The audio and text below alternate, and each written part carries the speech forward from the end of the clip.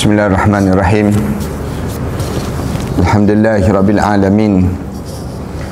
Wassalatu wassalamu ala asyrafil anbiya'i wal mursalin wa ala alihi wa sahbihi ajma'in. Subhanaka la ilma lana illa ma 'allamtana innaka antal alimul hakim.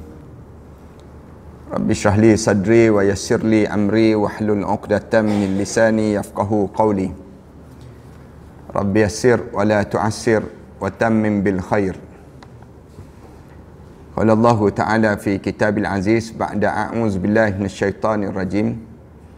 Bismillahirrahmanirrahim. Alladzi khalaqal mauta wal hayata liyabluwakum ayyukum ahsanu amala wa huwal azizul ghafur. Dan dialah yakni Allah yang telah menjadikan kamu dua kejadian. Satu kejadian kematian dan satu lagi kejadian kehidupan. Dua-dua kejadian ini Allah jadikan dengan tujuan untuk menguji di kalangan kamu sepanjang kamu hidup di atas dunia ini, ayyukum ahsanu amala, siapa di kalangan kamu yang paling baik amalannya. Wa huwal azizul ghafur, dan dia yakni Allah Maha Perkasa dan juga Maha Mengampun segala dosa manusia. Surah Al-Mulk ayat yang kedua. Para hadirin yang dihormati sekalian, berdasar pada ayat yang dibaca ni, Allah jelaskan pada kita terhadap dua kejadian yang kita akan lalui dalam hidup kita ini. Satu kejadian kematian dan satu lagi kejadian kehidupan. Dua kejadian yang Allah jadikan pada diri kita ni, Allah jadikan dengan satu saja tujuan. Allah sebut dalam ayat ini, liyabluwakum ayyukum, untuk menguji di kalangan kamu sepanjang kamu hidup di atas dunia ini. Ulama-ulama dia bincang terhadap ayat ini sendiri. Bila alim ulama dia bincang terhadap ayat ini, sama ada ayat ini tujuan apa Allah turunkan dan Allah Subhanahu wa taala suruh kita faham di antara dalam ayat-ayat Al-Quran Karim. Dalam ayat Al-Quran Karim ini, di antaranya dalam surah Al-Mulk, ya Allah Subhanahu wa taala minta supaya kita faham terhadap perjalanan hidup kita ini. Tujuan apa Allah jadikan? Sebelum daripada kita sebut tujuan apa Allah jadikan dan yang disebut dengan ujian dalam hidup kita ini, kita perlu faham bahawa kita ni hidup di 5 alam. Kita perlu hidup dalam perjalanan kita ni, kita perlu hidup untuk 5 alam. Alam pertama, alam yang pernah kita hidup sebelum daripada ni, dipanggil alam kandungan ibu. Alam ni alam yang pernah kita hidup satu ketika dahulu. Ni alam kandungan ibu. Ustaz yakin tak ada seorang pun di kalangan kita ni sebut, saya tak keluar daripada perut ibu, Ustaz. Habis kamu keluar daripada mana? Saya keluar daripada buluh betung, Ustaz. Saya keluar daripada buah labu. Ni ramai di kalangan kita dia cerita-cerita dongeng dahulu kan. Orang kita dia sebut, saya keluar daripada buah labu, saya keluar daripada buah tembikai. Kadang-kadang yang teruk-teruk lagi daripada ubi kayu terus. Yang dia sebut, dia keluar daripada benda-benda yang demikian. Tapi kita tak, kita keluar daripada perut ibu kita. Buktinya Allah sebut dalam Quran, wallahu akhrajakum min butuni ummahatikum la ta'lamuna syai'a, dan aku yakni Allah yang telah mengeluarkan kamu daripada perut ibu kamu dalam keadaan kamu tak tahu apa-apa. Ni alam yang pertama yang pernah kita hidup sebelum daripada ini.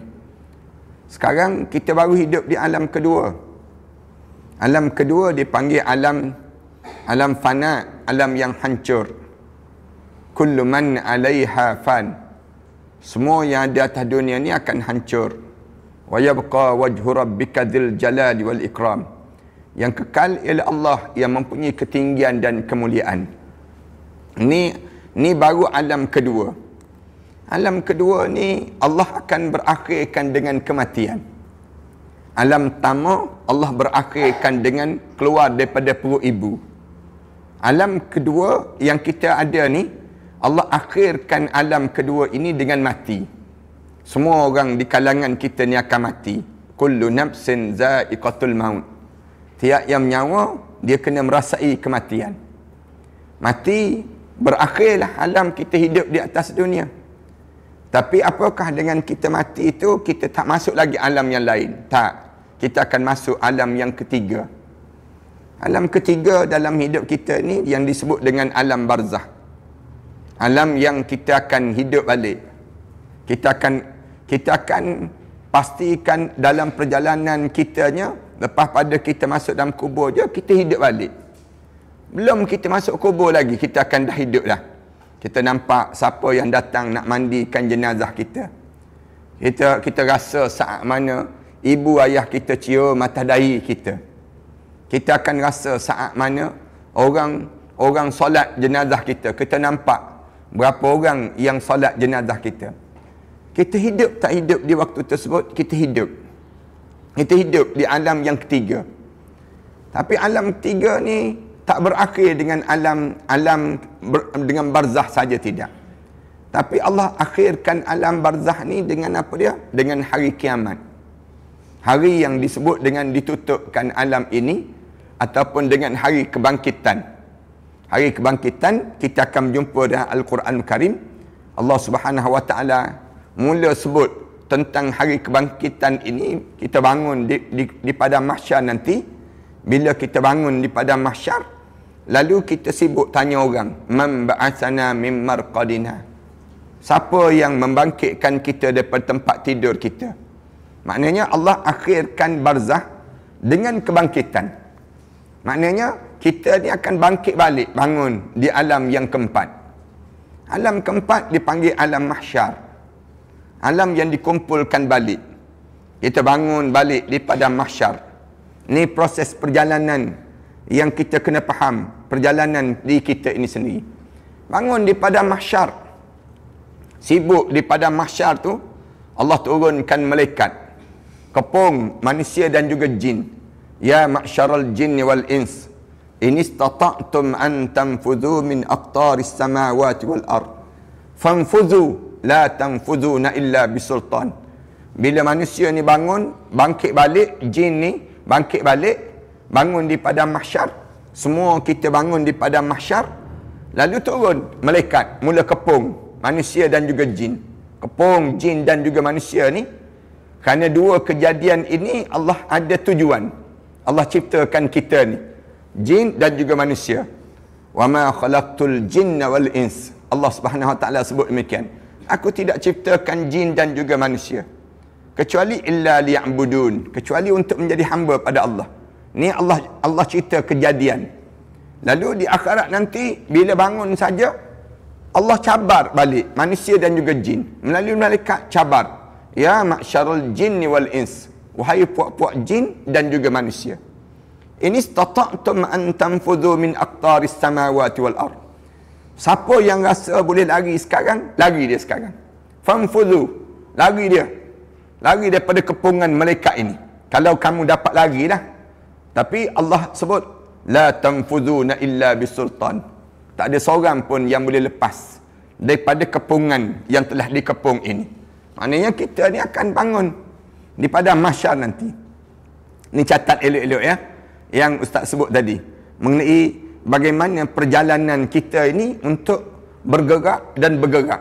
Alam, berapa alam, dan di mana dalil-dalil yang menunjukkan bahawa kita ni sedang bergerak dan bergerak ke arah tersebut.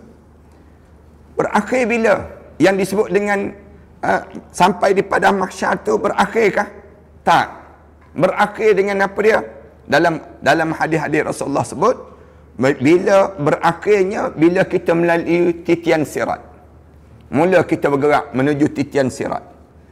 Kalau hidup dalam kandungan ibu, ada masa berakhir dengan keluar ke atas muka bumi ini, yang disebut dengan kelahiran. Masa hidup atas dunia ada masa berakhir dengan kematian. Kemudian Bila kita hidup di dalam alam barzah, ada masa yang berakhir yang disebut dengan kebangkitan. Hidup di padang mahsyar, ada masa yang berakhir. Masa berakhir yang disebut dengan bila kita berada di padang mahsyar, bila kita mula dimasukkan ke dalam syurga dan dihumban ke dalam neraka. Na'udzubillah min dzalik. Bila dihumban masuk dalam syurga, masuk dalam neraka, Allah sebut wamtazul yauma ayyuhal mujrimun. Berpisah wahai penjenayah-penjenayah semua. Mujrim dipanggil penjenayah. Orang-orang yang melakukan dosa, yang melakukan kekufuran di atas muka bumi. Mujrimun dipanggil demikian. Penjenayah-penjenayah. Alam ahad ilaikum ya bani Adam. Tidakkah kamu ingat wahai anak cucu Nabi Adam, sepanjang kamu hidup di atas dunia dahulu, Allah ta'budu syaitan. Kamu jangan jadi hamba pada syaitan. Bila berakhirnya pada mahsyar dengan masuknya dalam syurga dan orang dihumban ke dalam neraka. Bila manusia dah mula dihumban ke dalam neraka ini, masuk dalam neraka, dah tak ada dah di padang mahsyar manusia dan juga jin. Tak ada dah di padang mahsyar itu. Dah semua dah senyap je masing-masing dah masuk dalam neraka atau dihumban dalam neraka atau dimasuk dalam syurga. Maka di waktu tersebut Allah datangkan yang disebut dengan binatang besar, tak lebih kurang besar pada kibah sedikit kaldai, besar daripada kaldai sedikit, kecil sikit daripada lembu. Disebutnya dalam hadis Rasulullah, dijelmakan yang disebut dengan mati. Mati itu dimasuk dalam binatang tersebut. Dimasuk dalam binatang itu, disembelih mati ni. Bila sembelih di antara penduduk syurga dan penduduk neraka, dua penduduk ni yang ada tersebut, masing-masing ahli syurga ni bila tengok saja disembelih mati ni, bersorak-sorai di kalangan ahli syurga. Meraung kegembiraan, suka di kalangan ahli syurga. Manakala ahli neraka, bila disembelih mati ni, mati disembelih dalam bentuk yang disebut dengan binatang tak besar daripada lembu, tak kecil daripada kadai. Dalam keadaan dalam suasana demikian, bertempik meraung ahli neraka. Ahli neraka bertempik meraung. Habislah, lalu Allah istihar, summa la yamutu fiha wa la yahya. Nak kata hidup tak hidup, nak kata mati tak mati. Anak-anak yang dikasihi sekalian, Ustaz nak sebutnya ialah, maknanya hidup kita ni, kita kena faham, kita ni sedang berjalan untuk menuju kepada syurga ataupun neraka. Dua ni je yang sedang kita bergerak sekarang. Dalam hidup kita ni, daripada yang kita digambarkan start daripada dalam kandungan ibu, hidup di atas dunia, hidup di alam barzah, hidup di padang mahsyar, kemudian terus dalam syurga ataupun neraka. Dalam perjalanan hidup kita ini, masa yang paling bernilai dalam lima alam yang kita lalui tadi, hanya ada satu je masa yang paling penting. Masa bila? Masa kita hidup sekarang. Masa kita hidup di atas dunia ini. Ni masa yang paling penting. Allah jadikan masa ni masa yang paling bernilai dalam hidup kita. Bila kita bernilai dalam hidup kita, ni kena ingat, yang paling bernilai dalam hidup kita bila kita mula akil dan juga baligh. Akil baligh dalam istilah agama kita dipanggil mukallaf. Kita mula mukallaf. Mukallaf ni, bila kita mukallaf dalam hidup kita ni, ada dalam hadis Rasulullah sebut, pada usia 9 tahun bagi kebanyakan orang perempuan. Kalau orang perempuan bila datang darah kotor, hari pertama datang darah kotor itu yang disebut dengan hari mukallaf dalam hidup dia. Apa makna mukallaf? Dia mula bertanggung yang kena jawab depan Allah. Mula dia dipertanggungjawab. Apa benda yang dipertanggungjawab pada diri dia? Yang disebut dengan Islam. Allah pikulkan Islam di atas tubuh badan kita ini sendiri. Mula memikul Islam. Di atas belakang kita ni ada Islam yang mesti kita tanggung. Sebagaimana orang yang bila dia berumah tangga, dia fikir dia ada tanggungjawab dengan isteri dia, dengan anak-anak dia dan sebagainya. Kita ni ada tanggungjawab terhadap perut kita. Kita rasa ada tanggungjawab terhadap jasad kita. Baik, bila kita kena ada rasa tanggungjawab terhadap yang disebut dengan agama kita, bila kita mula mukallaf. Orang lelaki bila mukallaf dalam hidup dia, kebanyakan dalam hadis-hadis Rasulullah sebut, ataupun dengan fiqh, kaedah fiqh disebut, sampai usia 15 tahun, biasanya dia sudah mukallaf. Dia ada mukallaf orang lelaki ni, ataupun dia akil baligh dia, melalui yang disebut dengan mimpi, ataupun melalui yang disebut dengan keluarnya air mani pada tubuh badan dia, menunjukkan dia dah mula mukallaf. Ataupun suara dia dah jadi parau, ataupun dia dah mula dalam keadaan nampak keluar kumis-kumis tubuh badan dia. Yang ni tanda dia ni mukallaf. Mukallaf bagi orang lelaki ni tidak daripada yang disebut dengan hanya mimpi saja, tapi sampai paling tidaknya pada usia 15 tahun dia dah mukallaf. Bila dia mukallaf, kalau ada yang disebut saya tak mukallaf lagi ustaz. Umur kamu berapa? 19 tahun dah. 19 tahun tak mukallaf lagi. Memang pelik betul lah dia ni dipanggil. Kerana dalam hukum fiqh dia dianggap walaupun sampai umur 15 tahun dia tak mimpi, dia masih lagi kekanak-anakan, tapi dia dianggap mukallaf dalam hidup mereka semua. Mukallaf ni maksudnya apa dia? Dia mula menanggung Islam. Menanggung Islam. Kat mana dia ditanggung Islam ini? Ni boleh jadi kita akan tanya. Mana dalil yang menunjukkan kita kena tanggung Islam? Kena pikul Islam tu badan kita ini? Kita akan tanya demikian. Lalu dalam Al-Quran Allah Subhanahu Wa Taala sebut dalam surah Al-Ahzab. Allah sebut inna aradna al-amanata 'ala as-samawati wal ard. Sesungguhnya kami telah bentangkan tanggungjawab ini. Inna aradna al-amanata 'ala as-samawati wal ard fa abayna an yahmilnaha. Inna aradna al-amanata 'ala as-samawati wal ard. Kami telah tanggungkan tanggungan ini ke atas langit dan juga bumi. Wal jibal, bukit-bukau, gunung ganang. Inna aradna al-amanata 'ala as-samawati wal ardi wal jibal fa abayna an yahmilnaha. Semua tak sanggup nak tanggung. Kami bagi kepada bumi. Bumi kamu tanggung Islam. Bumi kata tak sanggup ya Allah. Kami bagi pada yang disebut dengan bagi pada langit. Langit kata tak sanggup ya Allah. Bukit-bukau, gunung ganang, semua tak sanggup. Fa abayna an yahmilnaha.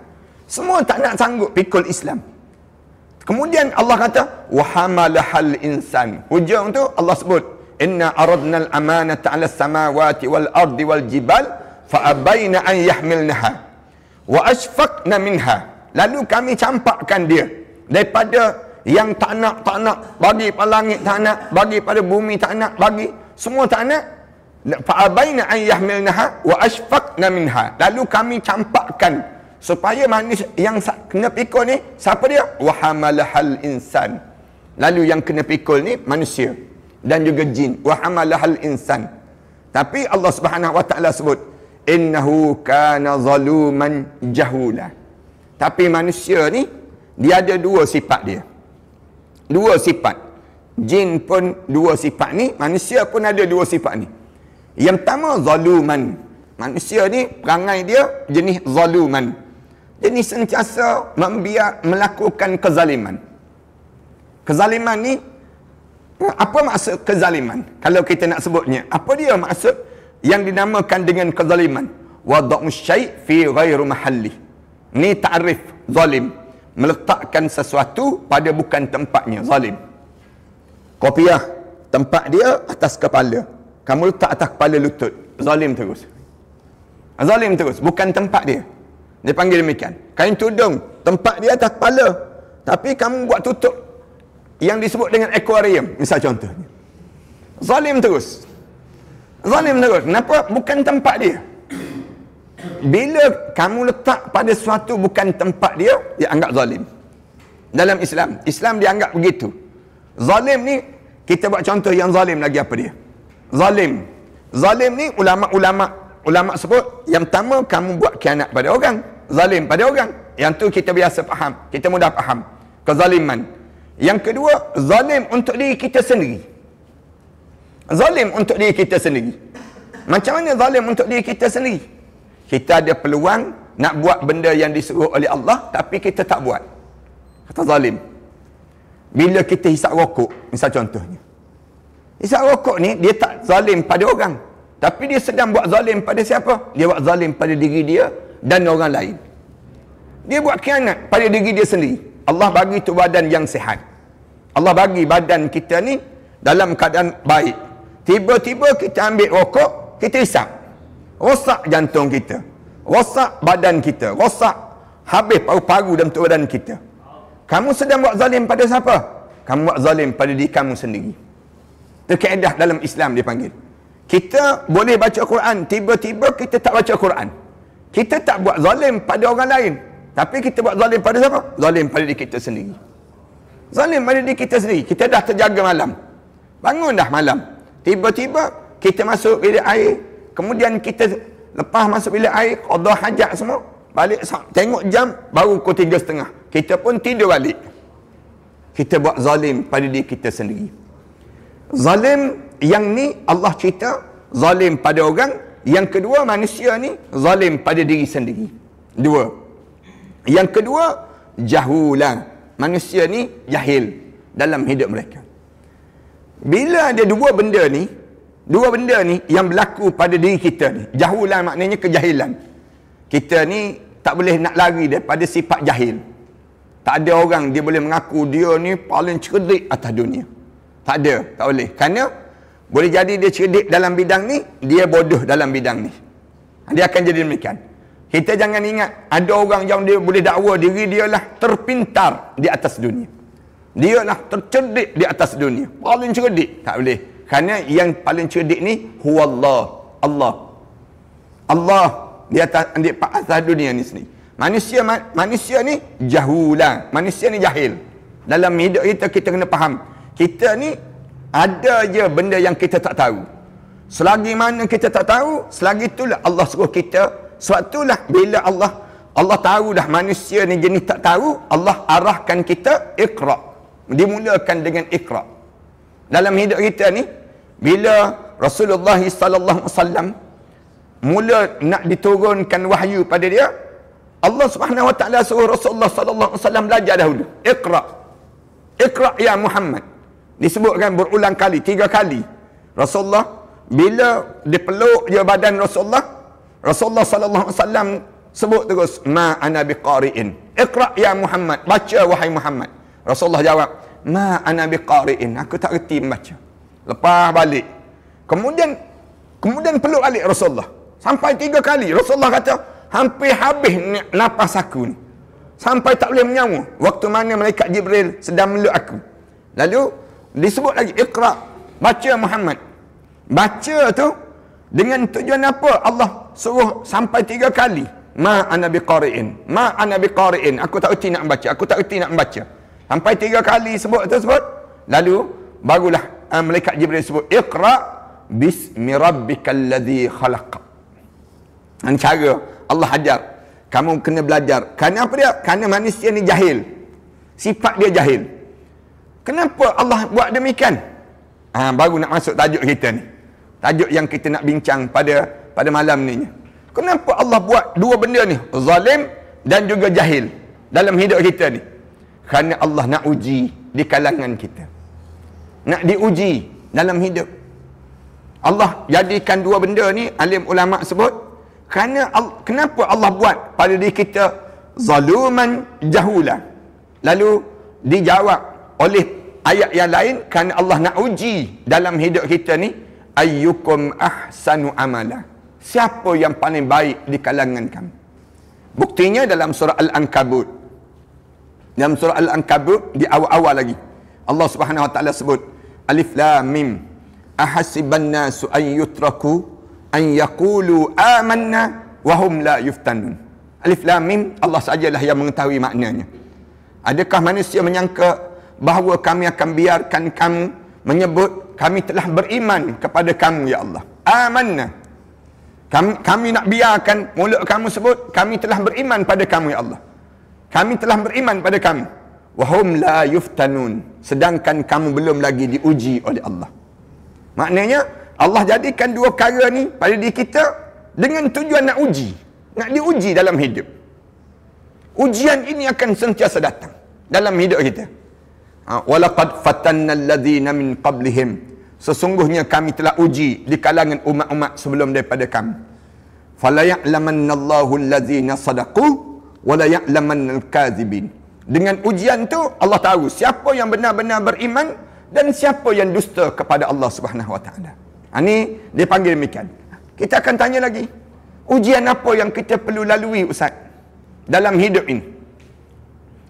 Alim ulama sebut ada setengah riwayat cerita mengenai ujian yang Allah mula cerita pada kita, ujian yang perlu kita lalui di saat mana dalam hidup kita ni.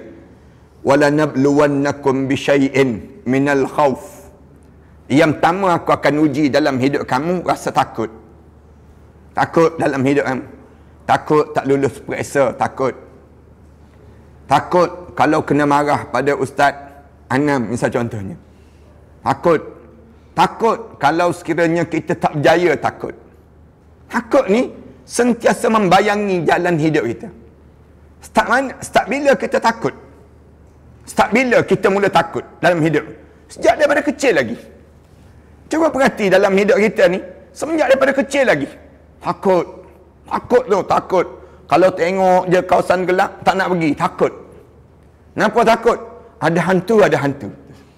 Kita ajar diri kita demikian. Padahal tak pernah lagi ada orang mati kerana kena cekik pada hantu. Tak ada lagi setakat ni dalam sejarah dunia dia panggil. Tapi manusia ni jadi takut. Bila kita kecil kita rasa takut. Besar sikit lagi takut lagi. Takut kan? Belajar sekolah takut. Takut pada orang tu, takut dengan orang ni. Kemudian besar lagi takut. Bila kita belajar macam ni kita rasa takut. Takut dalam hidup kita. Takut tak berjaya, takut itu, takut ini. Ni Allah ajar. Ujian kamu takut. Bila kita takut, macam mana kita nak buat dalam hidup kita? Bila kita rasa takut, Allah ajar cara nak suruh jadi kuat balik. Jadi berani balik. Macam mana cara? Bila kita rasa takut, Allah suruh kita sebut Allahu Akbar. Allahu Akbar menghilangkan rasa takut. Satu, mula-mula kita keluar daripada perut ibu kita, kalimah yang pertama diperdengarkan di telinga kanan kita ni ialah Allahu Akbar. Keluar daripada perut ibu kita tu, keluar tu menangis kan? Menangis satu. Yang kedua, Ustaz biasa sebut ni, tangan kita tergenggam. Tangan kita tergenggam. Tak ada lagi yang keluar tu tangan terbuka, ketawa. Ha keluar. Keluar daripada perut ibu kita, ketawa terus. Yes dia. Keluar daripada perut ibu dia. Nak sebutnya sukanya dia, tak ada. Bila keluar tu, menangis. Kedengaran tangisan. Bila menangis, kemudian genggam tangan. Benda apa yang diajar supaya dilakukan pada anak yang sekecil itu, yang tak faham apa-apa makna dunia waktu mana dia lahir tersebut? Kalimah apa yang kena sebut? Allahu Akbar, Allahu Akbar, Allahu Akbar, Allahu Akbar. Tujuan untuk apa? Menguatkan jiwa. Kuatkan jiwa. Setiap hari Allah bila dia nak suruh kita hidup dalam lingkungan kekuatan jiwa, Allah suruh kita dengarkan azan. Pendengarkan azan. Satu, Bilal diminta supaya azan. Azan sekuat mungkin. Bilal ni pahala dia seramai mana orang datang semayang dengan suara azan dia tersebut, pahala dia daripada orang datang tersebut. Nak sebutnya besar nilai menjadi Bilal supaya dia jiwa manusia ni jadi kuat. Islam diajar lepas pada ni kan, kalau kamu tengok rumah terbakar, apa yang kamu kena buat? Azan tu satu, takbir sekuat mungkin. Takbir. Azan tu pun boleh. Kemudian takbir pun boleh. Tengok orang lemas, sama juga. Orang tengah lemas, tenggelam timbul dalam banjir. Kita tengok ni kan. Nak buat macam mana nak suruh saat tersebut syaitan sedang sibuk nak merosakkan iman dia. Nak merosakkan teladan dia. Nak buat macam mana? Takbir. Tengok rumah terbakar, takbir. Allahu Akbar, Allahu Akbar. Kerana kalau kita sebut api, dalam kitab diajar, bila kita sebut api, api itu lagi marak. Kerana syaitan itu dicipta daripada api. Jangan sebut kalimah yang disebut api. Tapi sebut Allahu Akbar, Allahu Akbar, Allahu Akbar. Kenapa kita sebut Allahu Akbar, Allahu Akbar? Nak suruh kuat dan padamlah kekuatan api tadi dengan kalimah itu. Takbir juga, telefon bomba juga. Jangan takbir bomba pun tak telefon. Jangan. Tapi kita takbir itu menguatkan jiwa. Bila kita berhadapan dengan musuh, depan kita ni musuh. Kita nampaklah musuh. Nak buat macam mana? Nak perang. Takbir. Kerana biasanya manusia akan fikir waktu tersebut, kalaulah aku pergi juga, kalaulah aku gini, mati aku dan sebagainya. Tiba-tiba mulut kita sebut Allahu Akbar. Allahu Akbar ni menjadikan jiwa kita kuat. Kenapa? Ujian yang paling besar dalam hidup ni rasa takut. Rasa takut ni sentiasa membayangi dalam hidup. Kamu besar sikit lagi, kamu akan takut tak berjumpa jodoh depan ni. Fikir, nampalah aku tak adalah orang nak berjodoh dengan aku. Yang lelaki ni puas masuk meminang orang, kena reject. Masuk kena reject. Yang perempuan pula sibuk menunggu bilalah rembulan nak jatuh ke riba dalam hidup dia. Dia akan jadi demikian dalam hidup seseorang. Dia datang mula membayangi kehidupan yang menakutkan. Macam mana nak lalui akan datang? Macam takut. Yang dah berumah tangga takut. Kita belum berumah tangga rasa takut tak berumah tangga. Dah berumah tangga takut pula. Macam mana nak melalui kehidupan berdua tanpa ada lagi sokongan daripada ibu dan ayah dalam kekeluargaan. Bila kemudian dah berumah tangga, takut tak dapat zuriat. Dah dapat zuriat, takut bagaimana nak membesarkan kehidupan anak-anak. Dia mula rasa takut dibayangi dalam hidup. Dan setiap kali mana takut, maka kita diajar supaya ingat pada Allah wa Akbar. Allah yang Maha Besar. Yang pertama ujian dalam hidup. Ujian kedua, wal khauf wal ju', rasa lapar.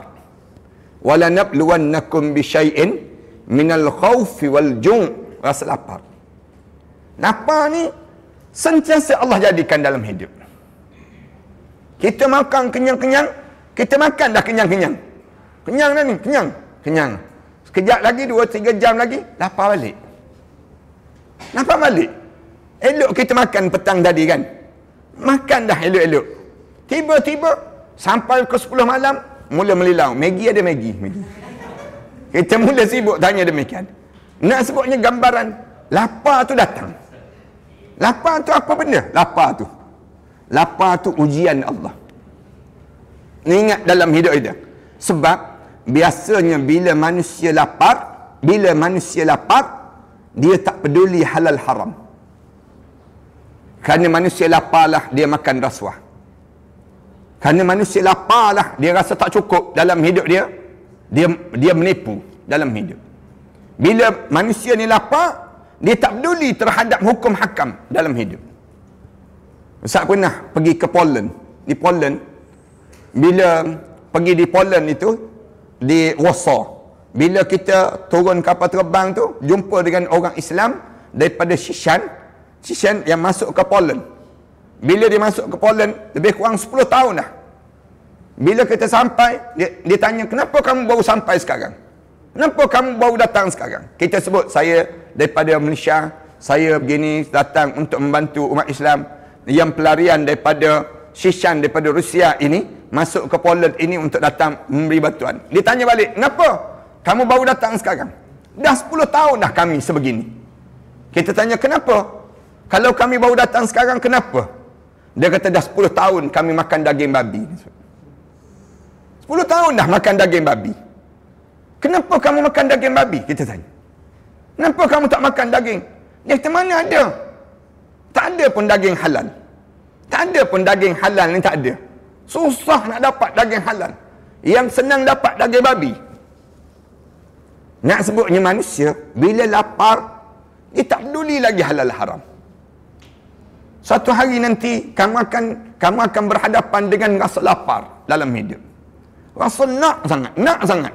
Bila nak sangat, orang sanggup melakukan pelacuran. Orang sanggup melakukan perzinaan. Orang sanggup minum arak.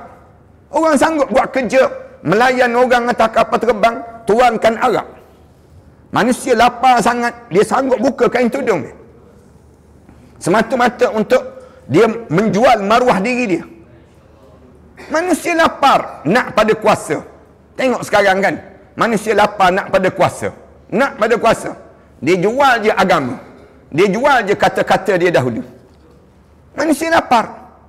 Bila manusia lapar ujian, lalu Allah, bila dia nampak hamba dia ni diuji dengan ujian lapar, bagaimana Allah lakukan pada kita? Allah suruh kita sentiasa menyebut hasbunallah wa ni'mal wakil. Hasbunallah ni, memadailah aku dengan Allah, sebaik-baik penjaga. Kalimah hasbunallah, hasbiyallah. Kalimah tadi Allahu Akbar. Sekarang ni kalimah hasbiyallah, memadailah aku dengan Allah. Wa ni'mal wakil, ulang dan ulang pada diri kita demikian. Dua, ujian apa lagi dalam hidup kita? Wal ju' walanabluwannakum bisyai'in minal khauf wal ju'. Yang tiga, wa naqsim minal amwal. Allah kurangkan harta benda. Dalam hidup kita ni akan diuji dengan ujian kekurangan harta. Ni ujian dalam hidup. Seorang yang diuji dengan ujian harta, di waktu itu dia akan berhadapan dengan keadaan diri dia yang tak terkawal. Dia kurang harta benda, rumah tangga dia mula rosak. Dia kurang harta benda, Allah kurangkan. Sengaja Allah uji ni dalam hidup. Suatu hari nanti kamu bekerja, bila kamu kerja, kamu kena buang kerja. Waktu itu kamu akan jadi kehilangan punca. Anak-anak nak makan apa? Isteri nak bayar bil, api nak bayar rumah dan sebagainya. Macam mana? Ujian wa naqsim minal amwal, dikurangkan harta benda. Ini ujian dalam hidup. Di waktu mana kita kena diuji dengan harta benda, kita diajar supaya sebut apa dia? Allahumma aghnina bihalalika an haramik. Ya Allah, tolong kayakan saya daripada sumber yang halal, jangan kayakan saya daripada sumber yang haram. Ni diajar supaya kita sebut Allahumma aghnina bihalalika an haramik. Ya Allah, kayakan saya dengan sumber yang halal, jangan kaya saya daripada sumber yang haram. Kerana bila kena ujian harta benda dalam hidup kita ni, ramai di kalangan kita ni jadi hilang panduan dalam hidup mereka. Bila mereka diuji dengan harta benda ni, dalam hidup di kalangan kita ni, ramai di kalangan kita ni tak berkeupayaan nak kawal diri. Harta benda, baru ni dalam pandemik baru ni kan, ramai mana di kalangan ahli keluarga kita yang berhenti kerja, yang tak ada kerja, yang tak cukup duit, yang berbagai-bagai keadaan manusia. Sehingga kan keluar idea di setengah di kalangan kita ni, dia suruh naikkan bendera putih. Nak sebutnya gambaran bagaimana kena ujian yang disebut dengan ujian harta benda. Lalu Allah ajar pada kita supaya waktu mana kena ujian ini kena bertahan. Dengan apa dia? Dengan baca doa. Allahumma aghnina bihalalika an haramik. Ya Allah, tolong kayakan saya dari sumber yang halal. Janganlah kamu kayakan anak saya daripada sumber yang haram, ya Allah. Ini cara demikian. Yang keempat, ujian dalam hidup yang tak boleh nak dikawal. Kalau kita kena ujian ini tak terkawal, apa dia? Wal anfusi, diuji dengan ujian kematian orang yang kita sayang. Ujian yang kita akan hadapi, orang yang kita sayang, Allah matikan dia. Siapa yang kamu paling sayang dalam hidup? Ayah kamu kan? Kamu sayang ayah, Allah matikan ayah. Kita sayang ibu kita, mana kita menyayangi ibu kita, Allah matikan ibu kita. Kita sayang anak-anak kita, Allah matikan orang yang kita sayang. Allah nak tengok di kalangan kamu, bila dimatikan orang yang disayangi ni, kamu boleh bertahan ke kamu tak boleh bertahan? Kaya, kamu ada harta benda, kamu ada segala-gala yang lain, tapi sayang dicabut. Kamu sayang, kebetulan kamu ada isteri, lepas pada ni kamu ada isteri, kamu sayang pada isteri kamu, Allah mati isteri kamu. Kamu ada suami, kamu sayang pada suami. Allah matikan suami kamu. Sekarang kalau kamu tengok dalam TikTok kan, berapa ramai isteri-isteri yang buat TikTok dia bawa handphone ke kubur. Kemudian rakam di atas kubur kan, cakap dengan kubur. Abang, saya datang. Cakap dengan kubur ini sendiri. Saya bawa anak-anak abang, kasih sayang abang. Merintih dia atas kubur. Kemudian siarkan dalam TikTok. Ada orang yang dia kematian isteri dia. Mati isteri dia. Bawa anak-anak dia ke kubur. Tunjuk pada isteri dia, konon-kononnya. Tengok ni, anak-anak sedang besar. Macam-macam gaya di kalangan kita. Allah sedang menguji kamu. Orang yang kamu sayang, yang pernah membesarkan kamu, yang pernah mendidik kamu, suatu hari mati. Allah matikan. Siapa yang sayang, suatu dalam Islam diajar, sayanglah seseorang sekadar kadarnya. Bencilah seseorang sekadar kadarnya. Rasulullah ajar demikian dalam hidup itu. Kerana boleh jadi orang yang kamu sayang itu suatu hari akan hilang dalam hidup kamu. Dan boleh jadi orang yang kamu benci itu suatu hari dekat dalam hidup kamu. Dia akan jadi demikian dalam hidup kita. Suatu berapa ramai kan orang yang dia nak dalam hidup dia sesuatu, tapi Allah tak bagi. Asa an tuhibbu syai'an wa huwa syarrul lakum wa asa an takrahu syai'an wa huwa khairul lakum. Allah sebut demikian. Boleh jadi yang kamu suka tu tak sesuai dalam hidup kamu. Boleh jadi benda yang paling kamu dalam hidup kamu tu yang kamu benci, itulah yang terbaik untuk diri kamu. Lalu Allah ajar, bila kamu diuji dengan ujian kematian dalam hidup ini, supaya mulut kita sentiasa sebut inna lillah wa inna ilaihi raji'un. Ini cara bagaimana setiap perkara ujian yang Allah suruh kita hadapi dalam hidup ini, bagaimana kita nak berhadapan dengan ujian itu. Kemudian wassamarat, ujian yang kelima dalam hidup, diuji dengan ujian, dikurangkan buah-buahan ujian dalam hidup. Lalu hujung untuk Allah sebut wabasyiris sabirin, kabar gembira pada orang sabar. Yang macam mana yang kamu kena sabar? Alladzina iza asabathum musibah qalu inna lillah wa inna ilaihi raji'un. Mulut kamu sentiasa sebut, mulut dia akan sentiasa sebut, daripada Allah kita datang dan kepada Allah kita kembali. Anak-anak yang dikasih sekalian, sampai peringkat diuji, ramai orang sebut, matilah senang. Susah sangat hidup. Diuji ni kan, bila kena ujian. Dalam hadis Rasulullah disebut ujian yang banyak lagi. Al-mu'min baina khamsus syada'id. Dalam hadis yang lain, Rasulullah sebut orang mukmin akan diuji dengan 5 ujian yang besar dalam hidup dia. Dalam satu riwayat cerita, mukmin yuhsiduhu, sesama kamu berdengki dengan kamu. Ujian dalam hidup. Ujian dengki. Sama-sama kita dengki. Perasaan paling lama sekali, penyakit yang paling awal yang ada atas dunia, dan penyakit ini berkekalan terlampau lama sampai dunia kiamat. Penyakit apa? Dengki. Penyakit Qabil dengan Habil. Qabil dengan Habil kan? Sampai peringkat bunuh-membunuh. Dengki. Penyakit awal yang wujud atas dunia. Dengki. Penyakit sampai Rasulullah sebut, iyyakum wal hasada. Jaga-jaga kamu dengan kedengkian. Fa innal hasada ya'kulul hasanat. Bila kamu berdengki je, habis hancur lebur amalan-amalan kamu. Kama ta'kulun narul hataba. Sebagaimana api memakan daun kayu yang kering. Jaga penyakit dengki ni. Penyakit dengki ni sampai peringkat Qabil nak bunuh Habil, adik dia. Katanya Habil, la in basatta ilayya yadaka litaqtulani ma ana bibasitin yadiya ilayka liaqtulak. Kenapa? Inni akhafullaha rabbal alamin. Ni ayat ni kan dalam cerita watlu alaihim naba abnai adam bil haqq iz qarraba qurbanan fatuqbila min ahadihima wa lam yutaqabbal min al akhar. Kamu ingat balik cerita tentang mengenai pembunuhan 2 orang adik-beradik ni, dengki. Dengki ni sama-sama adik-beradik. Berebut perempuan namanya Iklimah. Berebut perempuan je. Rasa dengki dalam hidup ni. Dalam keadaan yang Dia katanya Qabil, dia kata, aku geram sangat, aku bunuh engkau kan. Dia sebut. Nak benci dia. Kerana suruh kahwin tu disilang. Kena kahwin silang. Asalnya demikian. Kemudian katanya adik dia habis, dia kata, la in basatta ilayya yadaka litaqtulani ma ana bibasitin yadiya ilayka liaqtulak.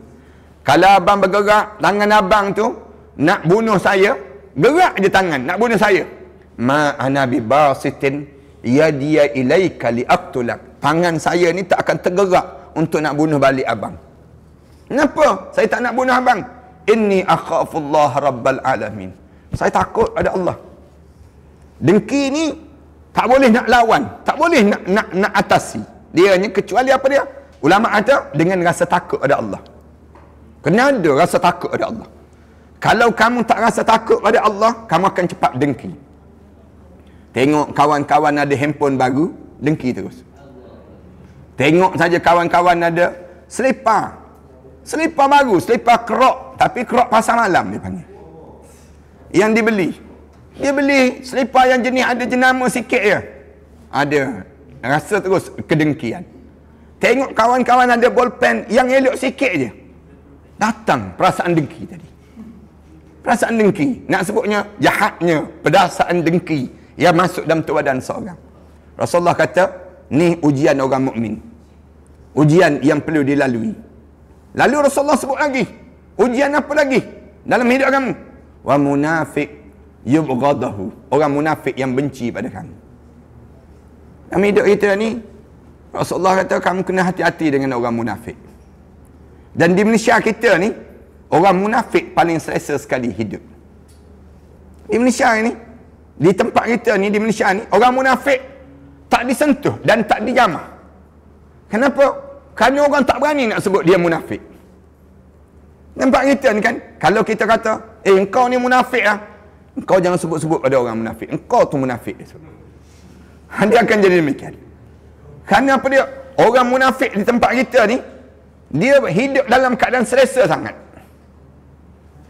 Bahkan dia marah. Kalau sekiranya ada ustaz-ustaz kata, ni buat munafik ni, dia kata ustaz tu penunggang agama dia sebut. Ustaz pula penunggang agama. Yang menunggang agama, dia akan tuduh dengan tuduhan-tuduhan yang buruk. Ini yang berlaku di kalangan kita. Padahal ustaz-ustaz ni sebut, ni perangai orang munafik, ni perangai orang kafir, ni kedudukan dia dan sebagainya. Oh, ramai saja yang sekarang ni haters, pembenci-pembenci ni, dia pembenci agama ni di kalangan kita ni ramai sangat yang berani, yang terang-terangan. Kenapa? Jelas mereka hidup dalam keadaan yang benci kepada orang yang beriman pada Allah. Orang yang beriman pada Allah dibenci. Sehingga kan di kalangan kita malu nak menunjukkan contoh hidup orang mukmin. Sampai di kalangan kita nak pakai kopiah pun kita tak berani. Di kalangan kita nak berpakaian mukmin pun tak nak. Di kalangan kita kan, kita lebih rela untuk mencontohi mereka. Kita tak nak mencontohi pribadi-pribadi yang ditunjukkan oleh sahabat Rasulullah sallallahu alaihi wasallam. Sepatutnya kita ni kena bangga dengan pribadi-pribadi yang ditunjukkan oleh sahabat Rasulullah. Tapi orang kita tak nak bukan moden disebut demikian. Ada di kalangan kita. Orang kita nak pakai serban pun tak nak. Dalam zaman kita ni kan, orang kita nak berjalan bawa Quran pun malu. Malu dalam hidup ni. Padahal dia seorang mukmin ke dia seorang munafik? Kalau dia seorang mukmin, mesti dia akan bangga. Aku mukmin. Bangga menjadi mukmin ini jauh lebih bahagia dibandingkan menunjukkan pribadi munafik dalam hidup. Bangga kita. Alhamdulillah, aku memilih jalan hidup yang ditunjukkan oleh Rasulullah. Aku tidak memilih jalan hidup untuk menjadikan kehidupan sebagaimana orang-orang yang tidak beriman pada Allah. Tak.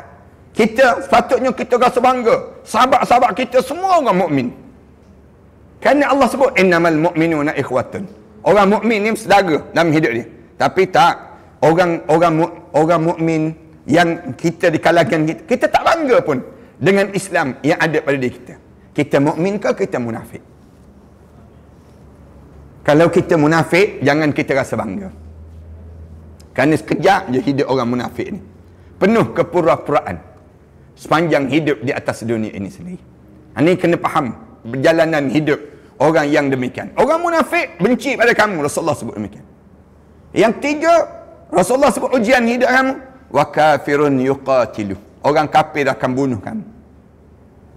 Orang Islam, ancaman hidup besar dia ialah orang kafir akan bunuh dia. Satu Islam jadikan satu ganjaran di sebalik pembunuhan itu ialah mati syahid. Mana ada dalam agama lain satu ajaran ia mengajar pada penganut dia, kalau penganut dia mati masuk dalam syurga Allah, kecuali Islam. Islam dia ajar, kalau kamu mati kena bunuh kerana mempertahankan agama Islam dalam hidup kamu. Suatu hari orang tanya kamu Islam ke kafir? Islam. Pom, orang pancung kepala. Misalnya contohnya. Tersebut pancung kepala. Mati kita di saat mana kita dibunuh demikian. Masuk syurga terus. Mati syahid di jalan Allah. Kerana Rasulullah yang sebut dah, wa kafirun yuqatilu. Orang kafir akan bunuh kami. Kalian tengok kan sejarah yang berlaku di dunia kita ni. Kamu sempat ke tak sempat dengan Saddam Hussein? Kamu sempat tak sempat dengan Osama bin Laden? Nama-nama yang dianggap teroris dan pengganas. Mana-mana orang yang alim, yang warak, yang saleh, dia dianggap ni menjadi musuh kepada penduduk dunia, katanya mereka. Orang-orang yang baik, yang saleh-saleh, Dr. Yusuf Al-Qardawi, Allah yarham, yang baru meninggal dunia baru ni, disenarai dalam senarai pengganas-pengganas dunia. Tuan Guru Datuk Seri Abdul Hadi Awang, Tuan Seri Abdul Hadi Awang ni, nak sebutnya, disenarai dalam senarai pengganas dunia. Nak sebutnya, siapa saja yang bawa Islam dalam hidup ni, mereka akan dibenci, dan kemuncak mereka akan disenarai pembunuh, yang mereka akan disenarai untuk dibunuh. Sama ada bunuh yang pertama, bunuh jasad dia, tak berjaya bunuh yang disebut yang pertama, bunuh karier dia ataupun karakter diri dia. Kalau tak berjaya juga bunuh diri, karakter dan juga yang disebut dengan karier dia, dibunuh jasad dia itu. Dia akan jadi demikian. Banyaklah dalam sejarah dunia yang kita akan lalui. Hasan Al-Banna, contoh yang mudah, yang mengasaskan gerakan Ikhwan Muslimin di Mesir, dibunuh pada malam hari, naik tangga begitulah, ditembak dengan tubadan, ditembak bertalu-talu, kemudian dibawa ke yang disebut dengan Qasrul Aini, Hospital Qasrul Ain di Mesir. Kemudian dibiarkan jenazah, tubuh badan dia tidak dibantu oleh mana-mana doktor. Kemudian pada malam hari, malam tersebut dia meninggal dunia, gugur syahid, dan jenazah dia dikebumi sebelum mana subuh oleh 4 orang adik-beradik perempuan dia.